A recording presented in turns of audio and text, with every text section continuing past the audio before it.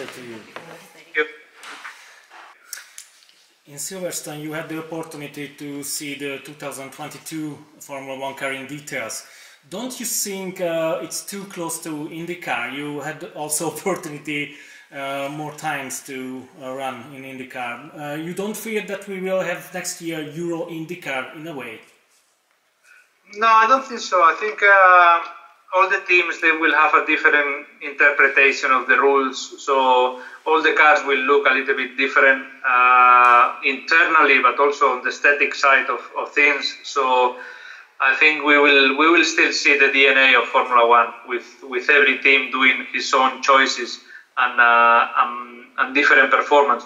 The good thing about IndyCar is that all the cars, they are very close together in terms of time lap, and every driver can win in different weekends. So that's a very good thing for IndyCar. I wish Formula One can have that unpredictable factor. But I think it's not going to be like this. I think we will still see a dominant team next year, and let's see if Alpine can be a contender as well. As an experienced driver, what is your opinion about that nowadays virtual e-sport drivers also can become a real-life driver? Do you think that maybe in the future this will be the first step in the road to Formula One instead of go-karting maybe? I don't know. I don't think so. I think go-kart is still the best school possible.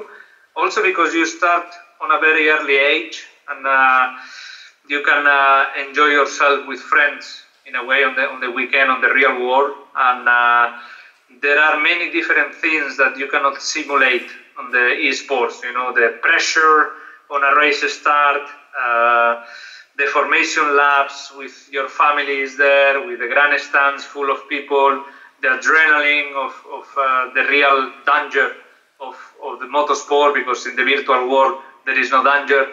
So there are many things that are a little bit different, but I support a lot the esports and the games, because I think it's a very good platform that is affordable for everyone and can introduce a lot of talent into motorsport, but it doesn't guarantee that a good esport driver is good on real life, and vice versa. A good real driver is not guaranteed that he's good in esports. So we still need to find, more time to combine these two worlds. How can you rate, or do you know personally, Marta Garcia from W Series? You have her? Yes, no, I know her for sure. Very talented. I think we raced one time together last year, 2 years ago, in an endurance race in go-karts in Spain.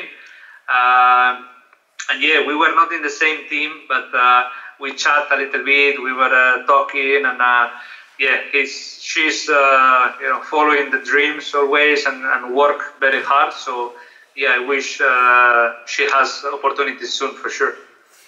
You also tried a lot of race cars. You ever wanted to try a race track like Antonio Albacete is racing with race tracks? No, I never imagined that. I don't know why. Now that you are saying, maybe it's good fun also to test one day. But no, it never came to my mind. I watched a couple of races on television, but I never watched it live. And I never saw a track live, a racing track. I only see on television. So yeah, maybe one day. You started your career at Peugeot as a research engineer. You've done your research. Yeah.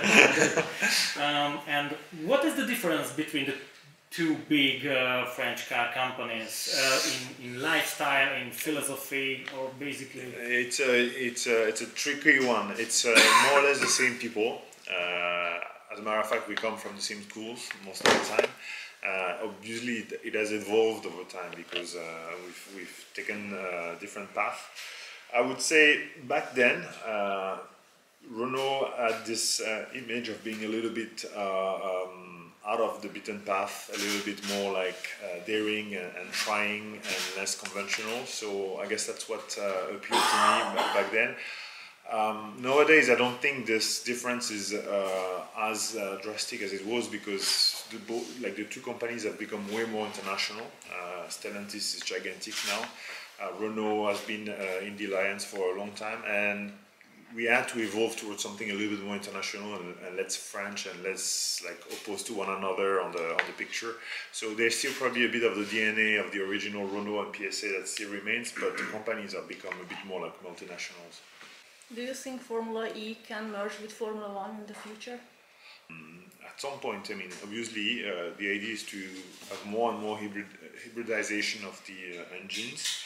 More and more hybridization means at some point, if you get to 80% of a hybrid, it's more or less having an electric car, right? So then the question should be asked. It's a bit further out in time, I think. We're not there yet. I would imagine it would be eventually a natural merge, but I think we still have a good 10 years ahead of us where the two series are going to be different stories here. Do you think in the next 20 years there will be in Formula 1 also an engine with using hydrogen? Excellent question.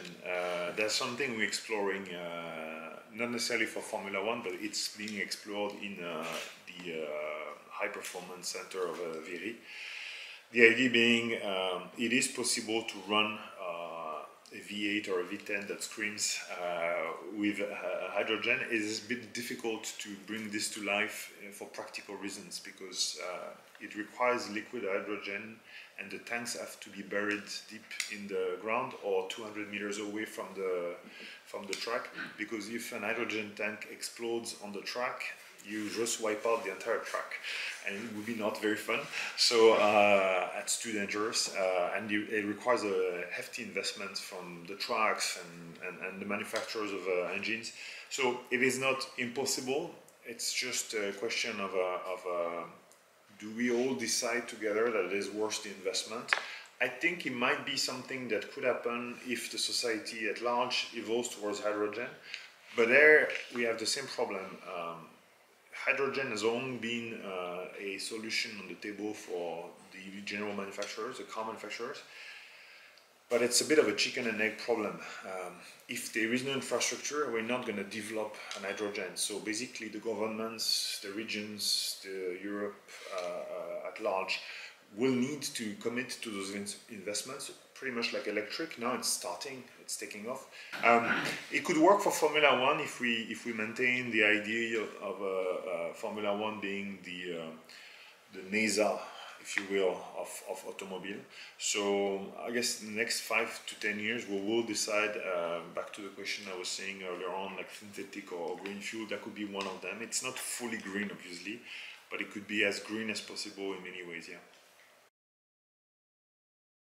Yes, it's still pretty much a good connection. It's important because, in fact, Lotus and Alpine share the same DNA, which is you achieve performance through lightness, not like more powerful engines. So we have a very similar way of looking at things and a very similar challenge ahead, which is do that in an electric world. So it was quite natural for us to join forces. So you bring back Lotus Renault then? Well, it's another. It could be at some point a scenario if Lotus wanted to enter the Formula 1 circus. Yes, it would definitely be a good story to tell because we have a collaboration outside of the track. We could have it on the track, but that's not for me to decide here. It's a Lotus decision. If you're looking for a junior or a partner team like Red Bull is doing it with AlphaTauri. So we're not actively looking, to be honest. First, because we need to rebuild a bit, or rebuild is a bit of a strong word, it's too strong. Take the team to the next level. So we focus on ourselves first, and there's some work to do. New regulation, new chassis, probably new engine. We need to first make sure that what we do for ourselves is good, and it's already a lot of work because we are a full team, a works team at school with the engine. So it's a lot of work to develop your own power unit and the chassis. It's obviously an asset when it's done well, but it's still twice more work than others and headaches. So we need to do it well. Now, if we have the opportunity to have a partner team, not a junior. For us, it would be a partner because we don't want to have like this kind of relationship with them.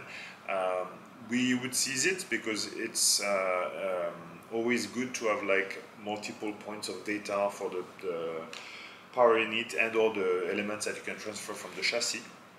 But it has to be done in a very right condition because otherwise it's a nightmare.